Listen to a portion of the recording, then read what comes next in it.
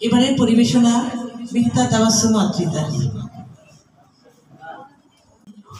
নিবেদন করছি রবীন্দ্রনাথ ঠাকুরের কবিতা আমি। আমারই চেতনার রঙে পান্না হলো সবুজ, চুনি উঠল রাঙা হয়ে। আমি চোখ মেললুম আকাশে, জ্বলে উঠল আলো পূবে পশ্চিমে। গোলাপের দিকে চেয়ে বললুম, সুন্দর সুন্দর হলো সে। তুমি বলবে এ যে তত্ত্ব কথা, এ কবির বাণী নয়। আমি বলবো এ সত্য, তাই এ কাব্য। এ আমার অহংকার, অহংকার সমস্ত মানুষের হয়ে। মানুষের অহংকার পটে বিশ্বকর্মার বিশ্বশিল্প। তত্ত্বজ্ঞানী জপ করছেন নিঃশ্বাসে প্রশ্বাসে, না না না, না পান্না না চুনি, না আলো না গোলাপ, না আমি না তুমি। ওদিকে অসীম যিনি, তিনি স্বয়ং করেছেন সাধনা মানুষের সীমানায়। তাকেই বলে আমি।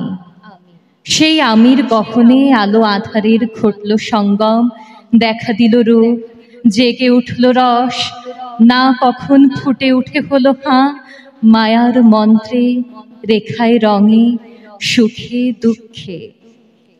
একে বলো না তত্ত্ব, আমার মন হয়েছে পুলকিত। বিশ্ব আমির রচনার আসরে হাতে নিয়ে তুলি, পাত্রে নিয়ে রং। পণ্ডিত বলছেন বুড়ো চন্দ্রটা নিষ্ঠুর চতুর হাসি তার, মৃত্যুদূতের মতো গুঁড়ি মেরে আসছে সে পৃথিবীর পাঁজরের কাছে। একদিন দেবে চরম টান তার সাগরে পর্বতে। মর্তলোকে মহাকালের নূতন খাতায় পাতা জুড়ে নামবে একটা শূন্য, গিলে ফেলবে দিন রাতের জমা খরচ। মানুষের কীর্তি হারাবে অমরতার ভান, তার ইতিহাসে লেপে দেবে অনন্ত রাত্রির কালি।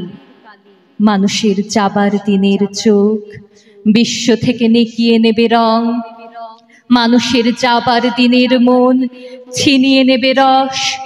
শক্তির কম্পন চলবে আকাশে আকাশে, জ্বলবে না কোথাও আলো। বিনাহীন সভায় মন্ত্রীর আঙুল নাচবে, বাজবে না সুর। সেদিন কবিত্বহীন বিধাতা একা রবেন বসে নীলিমাহীন আকাশে, ব্যক্তিত্বহারা অস্তিত্বের গণিত তত্ত্ব নিয়ে। তখন বিরাট বিশ্বভুবনে দূর দূরান্তে অনন্ত অসংখ্য লোকে লোকান্তরে এ বাণী ধ্বনিত হবে না কোনোখানে, তুমি সুন্দর, আমি ভালোবাসি। বিধাতা কি আবার বসবেন সাধনা করতে যুগ যুগান্তর ধরে?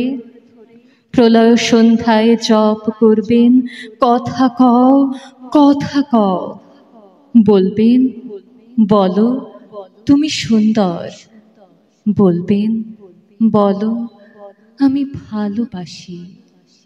ধন্যবাদ।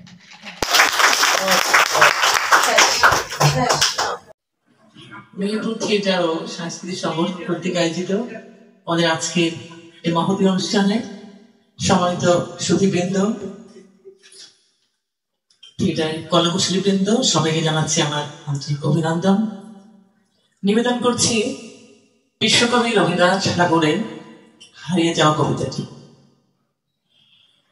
ছোট্ট আমার মেয়ে সঙ্গীতে ডাক শুনতে পেয়ে সিঁড়ি দিয়ে নিচের তলায় যাচ্ছিল সেদিন। অন্ধকারে ভয়ে ভয়ে থেমে থেমে হাতে ছিল প্রদীপখানি, আঁচল দিয়ে আড়াল করে চলছিল সাবধান। আমি ছিলাম ছাদে, তারাই ভরা চৈত্র মাসের রাতে।